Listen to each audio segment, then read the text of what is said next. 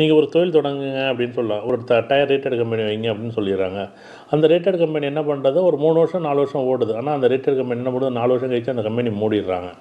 அப்போ அந்த தொழில் 4 வருஷம் வரைக்கும் அந்த தொழில் அந்த அந்த ஜாதகருக்கு பொருத்தமான அமைப்பு இருந்துச்சு. ஆனால் அந்த 4 வருஷத்துக்கு பிறகு அந்த இடம் வந்து பிரச்சனையானவுடனே அந்த இடத்தையும் வேற ஒருத்தர் வாங்கிட்டார். அந்த வாங்கினது பிறகு அவர் வந்து இந்த கம்பெனியை நீ காலி பண்ணுங்க அப்படின்ட்டாரு. மிகப்பெரிய அளவில் ஒரு சங்கடத்தை ஏற்படுத்தப்பட்டுச்சு. மறுபடியும் அந்த இடத்த என்ன பண்ணுறாங்க, இல்லை இல்லை நீங்களே வச்சுக்கன்னு சொல்லி அந்த யார் இடம் வாங்கினவர்கிட்ட இந்த கம்பெனி விட்டோன்னே அவர் என்ன பண்ணார், புதுசாக அதே நிகழ்வு வச்சுக்கிட்டு அதே ரேட்டட் கம்பெனி அவர் ஸ்டார்ட் பண்ணிட்டார். ஏன்னா தொழில் அப்படிங்கிறது அப்போ எப்போ நம்ம என்ன பண்ணுறோம், மாற்ற முடியாது. அதை நம்ம எப்படி கையாளணும், அதை எப்படி நம்ம பயன்படுத்தணும். எல்லாருமே சொல்கிறாங்க, சார் சனி நல்லா இருக்குது சார், குரு நல்லா இருக்குது சார், புதன் நல்லா இருக்குது சார், தொழில் நல்லா இருக்குது சார். நீங்கள் என்ன எடுத்துக்கிட்டாலும் அது 1 வருடமோ இல்லை 2 வருடமோ இல்லை 3 வருடமோ இல்லை 4 வருடம் ஓடாமல் இருக்கும். 4 வருஷம் வேகமாகவும் அந்த தொழில் நல்லபடியாக சிறப்பாக நடக்கும். அதை நீங்கள் புரிஞ்சுக்கிட்டு ஒவ்வொருத்தரும் ஜோதிடத்தை கெட்டியமாக பிடிச்சிங்க, ஜோதிடத்தை படிங்க.